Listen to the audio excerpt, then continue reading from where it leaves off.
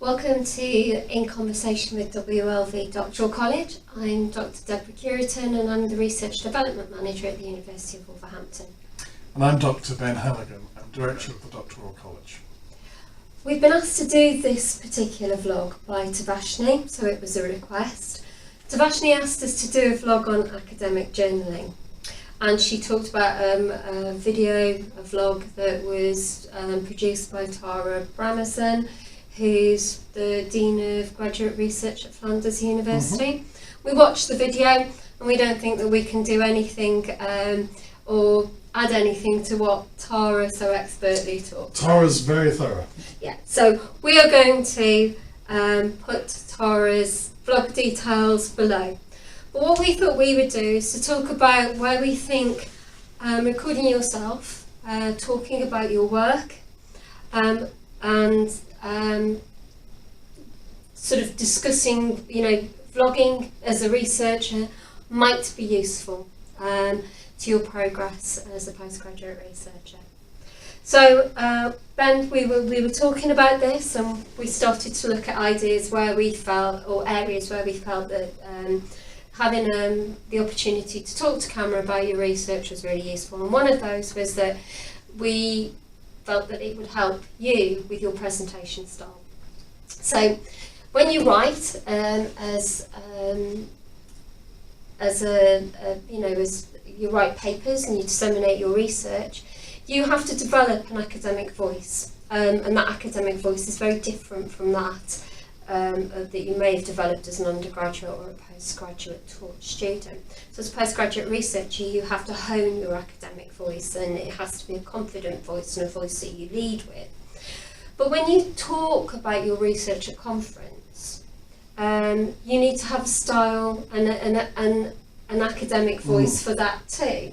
So having the opportunity to talk to a camera about your research and then review it and watch yourself talking about your research gives you an idea about how you might adapt your style, your presence, your communication style in a way that will enhance that academic voice.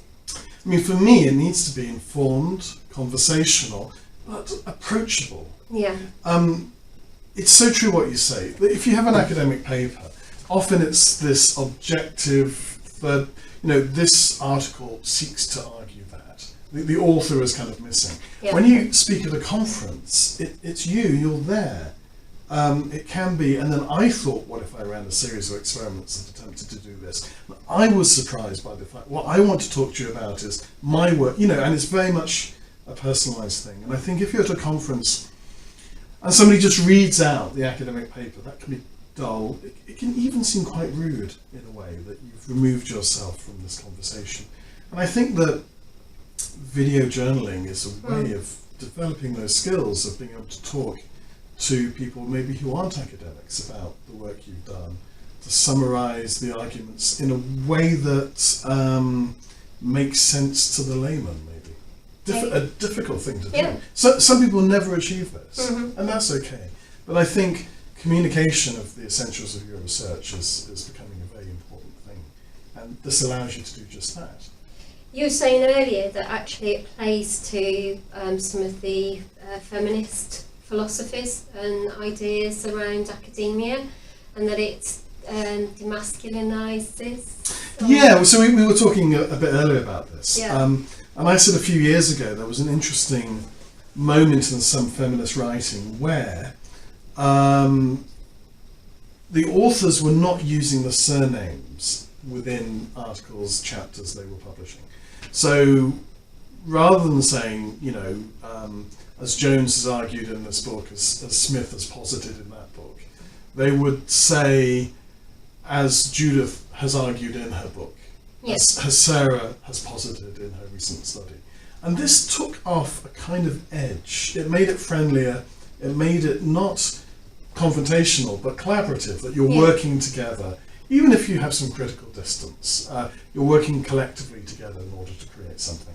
So the way to do this for the people who were writing in that manner was to drop the male impersonality of the surname which is a bit kind of boarding school, isn't it?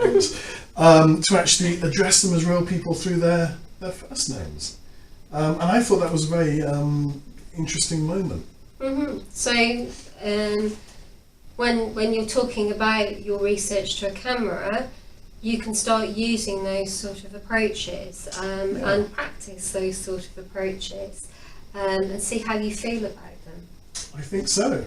And, you know, I think academics are quite slow in this. I mean, everybody from people pronouncing the end of the world to how to do makeup is talking to the camera about what they're doing. And they're actually aligning their particular approach with an understanding of a presentation to an unseen global audience. But thinking about it now, talking about it with you, there's not much of this going on in universities. Yeah. I mean, I was interested in the way in which the journal Feminist Media Studies are recording podcasts around articles. So they will talk to an author of an article, and the author will kind of outline the article and the research they've done in a kind of chatty conversational style.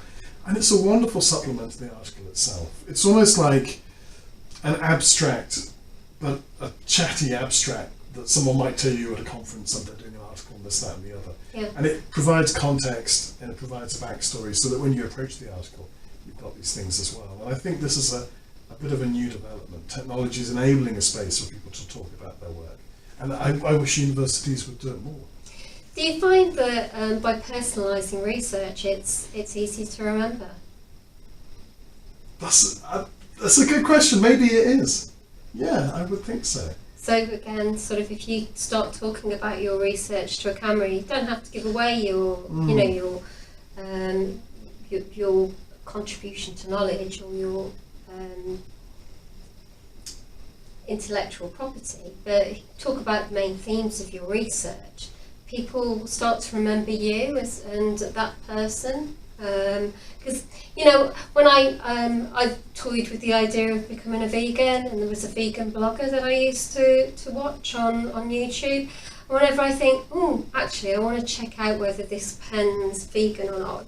She did something on pens, and I'll go back and look at her vlogs to see, you know. I think it has the same sort of feel that you're more likely to remember the person and the message, and then go back and look, because I think you're adding a different dimension. You're making it 4-dimensional, really. I think so too. I mean, when I read an article, if I liked it, I'm interested in who the person is, but it's difficult, the author, who that person is, and it's difficult somehow to find out, you know, where they're coming from. And there's sometimes a backstory to an article or a bit of writing that you wouldn't include in that bit of writing. Yeah. And often, I think PhD researchers in Viva presentations would tend to say, I was very frustrated that in my disciplinary field nobody had looked at X, or no one had ever thought of critiquing this in respect of that. And it was frustrating because I thought lots could be done, no one's done it. Why has no one done it? I don't know, I'll find out, I'll do it. And that can interestingly be talked about in a video in a way that it wouldn't necessarily be in the article itself. So it personalises your research, it offers a different lens, a more collaborative lens, offers you the opportunity to develop your academic voice. I think also it offers the opportunity, if you talk about your research, you start to synthesise your research in a different way. So you can write about your research, but when you start talking about it, it's almost as if different ideas spark from speaking about it than when you write about it. And bringing those two things together make a more holistic picture of the research. Yeah, I think so. It's a test. You know, I mean, often you'll see in the acknowledgements of a book, I want to thank my students on this module who helped me work through the ideas that you'll find in chapter 5 of. And that's really true. You have to road test ideas. And I think, you know, if I'm preparing something, I try and take it out to a conference, see how people react. Do they all agree? Do they disagree? Do they give me useful feedback? Do they not understand? And then I would try and tool a little bit more what I'm doing in respect to that feedback. And I know that's a very good process. Yeah. So it gives you an audience that are formative. Talking about conferences though, I mean, we've talked about developing your academic voice at a conference, but also We all have our own idiosyncrasies when we present, and actually videoing yourself talking about your research highlights those. So I know I go a lot. I know that I do a lot of this. I know that I do a lot of this as well when I'm talking through doing these vlogs. And I can't stop it. I'm just aware of it now. You know, the next stage is to kind of calm all of that down and to be a little bit more measured in my body language. But you get to see that you wouldn't see, because you can't see yourself when you present. You don't see the twitches and the little movements that you make. Because some people have an in between each sentence, and they're not aware of it. But then on the video they will see. And it's easy to. It's like looking in a mirror, isn't it? You weren't aware that. You had a mascara smudge or whatever, but you talk about yourself, Ben. Because you've been crying so much and you do the mascaras, so you think, all right, I'll take that off. Bang. Yeah. We're back to how we want to be. And I know I err, but I used to do it a lot more than what I do because of doing the vlogs, but also doing the webinars with students at Wolverhampton. Become more mindful of how I speak. Okay, so. A number of good ideas there about the uses of, and the other thing is you can delete. If you don't like it, get rid of it, no one will ever see it. But I think they also that a collection of videos about you talking about your work is also useful for other things. I think it's useful for you to look back at your progress. So when you're answering those questions in APR about your progress this year, you can look back at the videos that you did and think, okay, that's what I thought then, this is what I thought now. Wow, that's a big step in my understanding of this particular area. Or look at all of these things that I've done because I've spoken about them. And it's a good way of kind of almost keeping a diary of your progress. And it's also, if you've got a diary of your progress, when you come to prep for your Viva, those sort of questions about, well, why didn't you do this, or why did you do that, and you need to defend them. Your defence quite often could be in those videos, so they're very useful for Viva prep as well. Absolutely. So your top tips for recording yourself as a researcher? I think you should dive in. We all have the technology already on us. Just get started. What's the worst that can happen? And there's only things to gain from this experience. So I would get stuck in. Yeah.